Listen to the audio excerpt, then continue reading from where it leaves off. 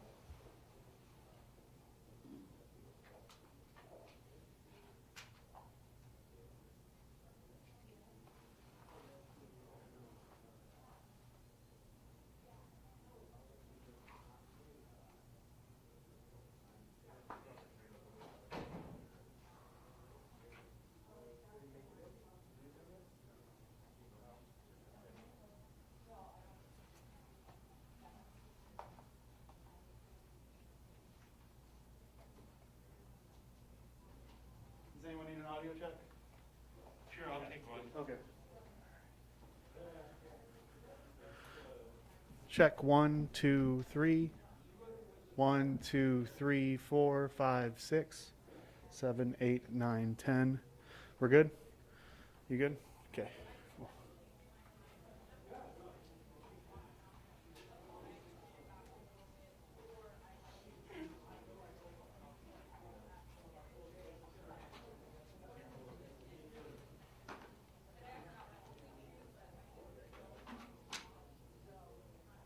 Do you mind giving me an audio check?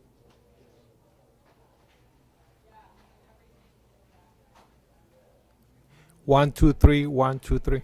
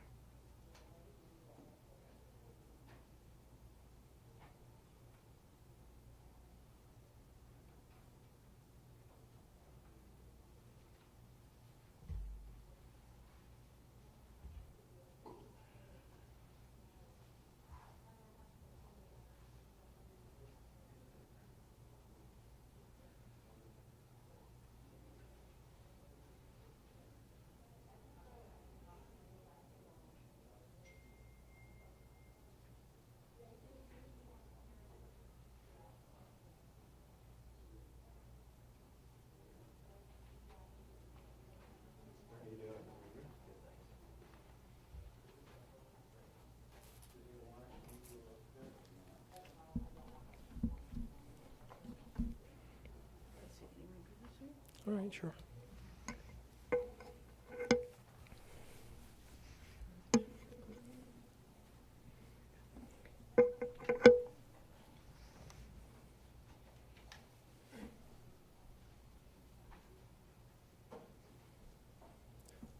Okay. Well, I thought they were going to come in. Okay.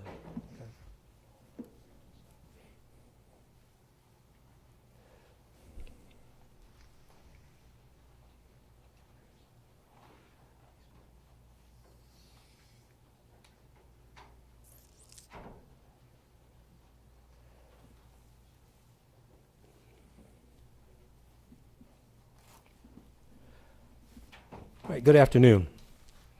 I'm Captain Eddie Rogers. I'm the commander of the Public Affairs Unit here at DPS. Our office received multiple requests from the media for the names of the Good Samaritans who extricated our trooper from his vehicle during the multiple fatality collision which occurred on Friday on US Highway 93 north of Wickenburg. We reached out to them to see if they were willing to give their perspectives of the event, and they graciously agreed. We are honored and grateful to have them with us today. On Friday, April 30th, 2021, at approximately 8:29 p.m., Arizona Department of Public Safety Trooper Casey Reinhardt responded to a request of a motorist assist from a call box on southbound US Highway 93 at milepost 172. Trooper Reinhardt contacted the occupants of a 2003 Chevrolet Suburban, who said they didn't believe they had enough gas to make it to Wickenburg, which was approximately 25 miles away. Trooper Reinhardt told the occupants he believed they did have enough gas to make it to Wickenburg, and he would follow them to make sure they got there safely. As Trooper Reinhardt and the Suburban began to travel southbound, the driver of a 2011 Honda Accord was driving recklessly, speeding, and passing in a no-passing zone, according to witnesses.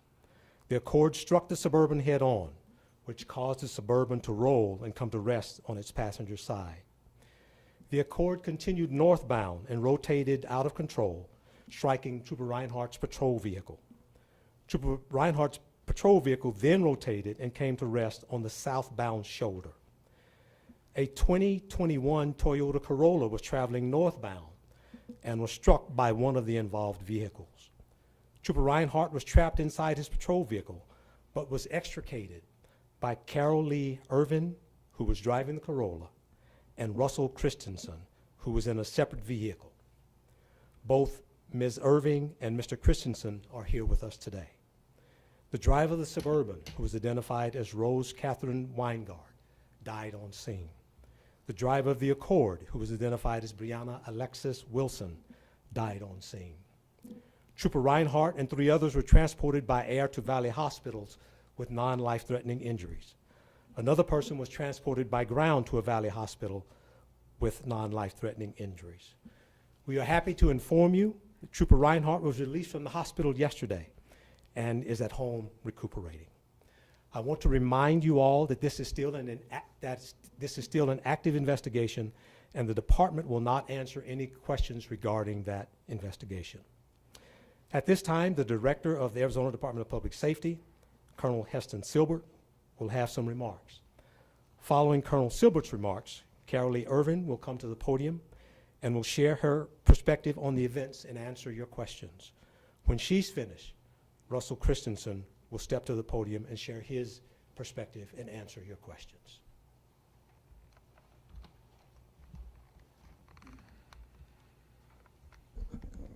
Good afternoon. Thank you for being here.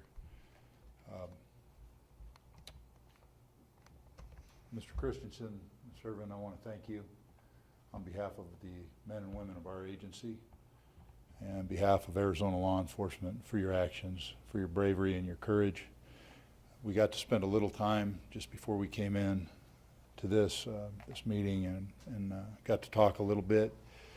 And I told both of them if these were troopers that were involved, we'd be awarding 2 medals, and we'll eventually be giving them formal awards at our award ceremony. One would be the Medal of Life-Saving, the other would be the Medal of Valor. And the conduct that you displayed to save our trooper's life was valor. I guess the greatest characteristic a human being can show for another is that they would sacrifice themselves to save another person, someone they had never met. I'm not sure that character can be measured in any greater barometer or standard than that. And both Mr. Christensen and Miss Irvin displayed this highest echelon of character, and I want to thank you for that. Lieutenant Colonel Hunter, our deputy director, just said while we were in the other room, stated that we had our law enforcement memorial on Monday. This is the week that we memorialize our fallen every year. And on Monday we had our memorial. There's 30 names of fallen highway patrolmen, officers, and troopers on that wall. Unequivocally, had they not taken the action that they did, Carolee and Rusty, we would put a 31st name on that wall. And I want to thank you. I know this is not a custom when we have a meeting with the press that I'm addressing other people and thanking them in this manner, but I'm humbled by your actions, and it's all I can do is say thank you. And on behalf of Trooper Reinhardt, who I know recognizes what you did better than anyone because he told me personally, specifically, about what you did, I thank you, and I thank all of you for being here.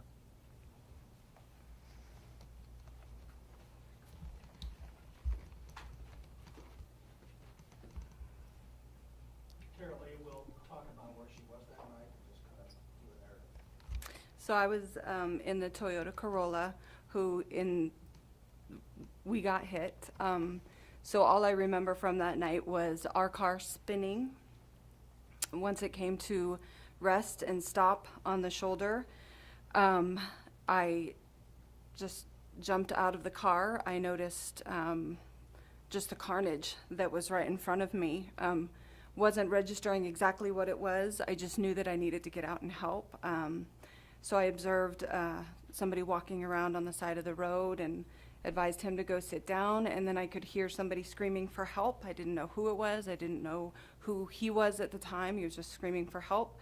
So I ran to him, and once I got up to him, I realized it was the trooper who was standing trying to get out of his vehicle but wasn't able to. The bottom half of his door was stuck. So I was able to grab onto the top half of the door and pulled it open enough to where I got a hold of the trooper, and then we both fell back from the car.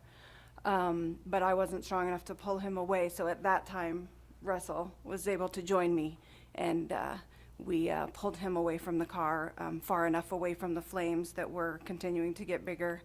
Once I knew the trooper was safe with Rusty, I started observing that there was moaning from the Honda, and went over to the side of the Honda and realized there was a person still in there, trapped, not able to be out.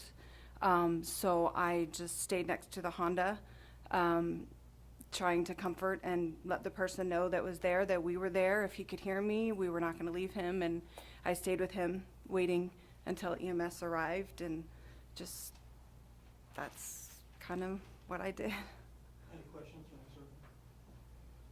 Did anything from your profession or any training that you have enable you to be able to help in this way?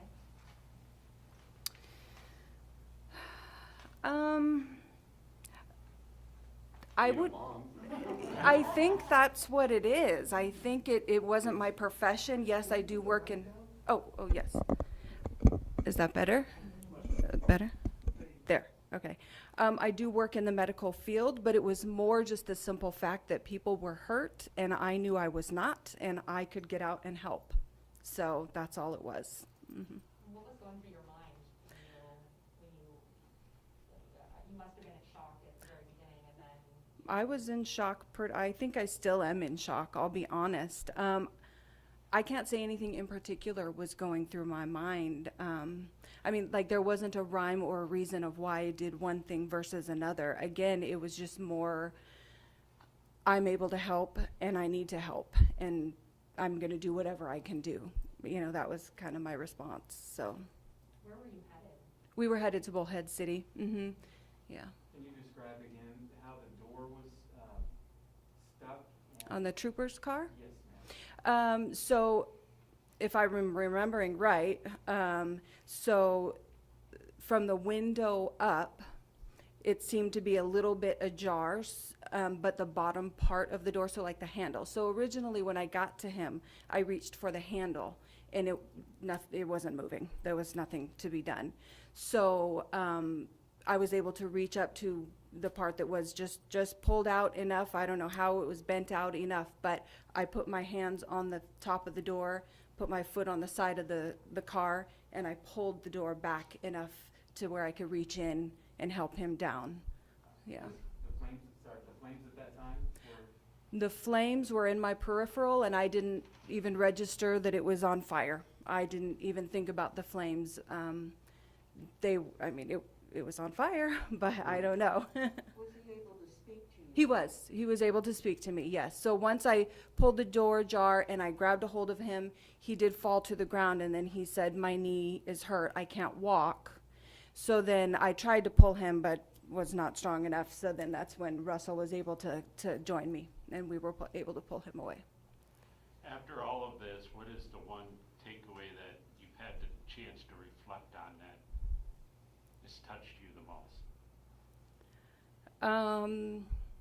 That it was just such a senseless thing that had to happen. It didn't have to happen. People lost their lives, and people's lives are changed forever, and it just didn't need to happen. Obviously, I'm so grateful that I was there. I question why I was there. You know, I was able to walk away from something so horrific, and I don't know why I was, but all in all, this whole thing didn't have to happen. You know, could have been avoided. It's just so sad. Rusty? This is Russell Christensen. You wanna just talk about- I'll be honest, the first part of it, I have a hard time composing that part of the whole thing. And as she said, I could hear the screaming, and I actually, at the beginning of the accident, I ended up at the Suburban, which was the most southern vehicle in the accident, and it was on its side. And I helped one of the occupants out of there. But once I realized that the other two occupants inside were trapped and there was no way to help them, that's right when I heard Casey Reinhardt screaming help. So I started running towards his vehicle, and I actually started going to the passenger side because I could see him. He was trying to break the window. And then I saw Carolyn end up at the vehicle, and once I realized she got the door ajar, that's when I kind of swung around the vehicle. And I can say the flames, they weren't huge, but it was getting bigger. I mean, literally by the second, it was like traveling down the vehicle, and it was pretty windy too. That was the other thing, is it started brush on fire around his vehicle. And that kind of stoked the fire to make it get going a little harder. And once he got out and ended up on the ground, he stayed on the ground. I mean, it was so, the terrain was so horrible, and there was so much stuff on the ground. We were falling all over the place, just trying to drag him and get him away and at a safe distance from what was going to become a pretty big fire. So that's the part that really I remember. And by the time I got the 50 feet or whatever, we got Casey away from the fire, I was spent. I mean, I couldn't even stand at that point. So I kind of just hung with him, and I think you kind of stayed with one person too. For pretty much the remainder. And then by that time, there were other people on scene that kind of paired up with the injured and aided them in whatever way was possible with what we had to work with. Mostly from there, it was comforting. And I will say, the one thing I did notice was Officer Reinhardt was still running the scene from his back. It was crazy. He had a notepad out. He was telling us what to do. He was telling me if I needed to get him away further, and you know, stuff's exploding in the vehicle and flying by us. So he was composed, and I know he was in a lot of pain, but he still ran that scene, even in the condition he was in. So I mad respect for him and all of the officers that and first responders that came to aid for everybody. How's it feel to save a life? It's not my first time, but it was the scariest time, and that's what I noticed was this is the first time I've been in this type of situation where I was terrified, absolutely terrified. I really was scared. It's just everything was moving so fast, you kind of don't really realize it, you know? Anybody else? I will say my takeaway is that I walked away and I really realized that, yeah, I ran into a situation like this, but it means nothing if there's not people, you know, clocking in every day and doing it for a living, you know. I have mad respect, and as Americans, I think we all need to come together and put our arms around all of our first responders and police officers and troopers and all the people that walk into danger on purpose on a daily basis and know that there's a big possibility they could be walking into danger. That's my takeaway. Are you from the valley? I'm from Tucson. So I was driving to Las Vegas, funny enough, for a memorial. I had a cousin that died on a memorial bike ride. He got hit by a car and died during a memorial bike ride for a bike rider that got hit by a car. We didn't make it, but we had a good reason, I guess. So. If there's something that you would like to share to other drivers that are on the road that see people in accidents and see something like this happen, what's something that you can give them in advice? One thing is, you don't drive through a scene. It's totally unsafe. You don't know if there's injured people laying on the ground. I mean, there was so much debris, and there were a couple drivers that drove through the accident to get where they were going. And I thought that was totally disrespectful to everybody. The troopers unit hadn't even gone up in full fire, and they were driving 10 feet away from this vehicle. So that's one thing. The other thing is, put your phones away. It's not cool to be taking videos and taking pictures, and I know that from afar there's something to take away from it, but there were a lot of people walking into the scene that didn't need to be there with their phones, taking pictures and videos and stuff like that. So that's what I would say. Do you and Carolee know each other, or Nope. total Nope. strangers? We do now. And the other thing I want to say is she had the presence of mind to get out of her wrecked car and run towards it. I was just somebody who happened to pull up at the southern end of the accident and get out to offer assistance, but I really didn't know what I was running into. She did. She had a way better idea, or she might not have, I don't know. But that's pretty amazing to jump out of your wrecked car and run towards danger to help people. So I'm sorry, it's really hard. I'm still struggling with a lot of it. I mean, my voice is still shaky, and I struggle with it still a little bit. Was your car part of this accident as well? Did you get caught up in the accident? No. I was saying it was funny because I pulled up at the south end of the accident, and so many people had to veer in order to avoid hitting other vehicles and even hitting some of the vehicles that were involved in the accident.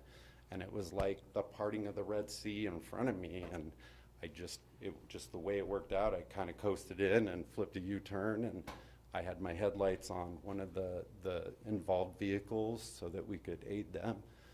So it was just kind of like I was in the right place at the right time, I guess, would be the best way to put it. Mr. Christian came all the way up from Tucson, so we need to set him, he's got a long drive ahead of him. Yeah. Thank you all, unless you have something pertinent, thank you for coming. Thank you.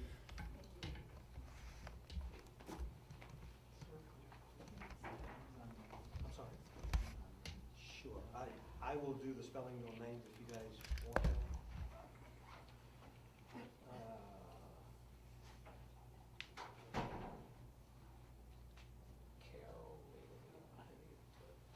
Carol Lee, C-A-R-O-L-E-E, last of Irving spelled E-R-V-I-E-N. And Russell, he goes by Rusty, Russell, last name Christensen, C-H-R-I-S-T-E-N-S-E-N. That's in the report. Is, I'm sorry. Is Carol Lee, is she from the valley? Yes, she's from the Valley. I think she's from Tempe, but don't quote me. She's from the Valley. Okay. Yeah, Russell Christensen and Caroline Irving. Yes. Her last name, I'm sorry.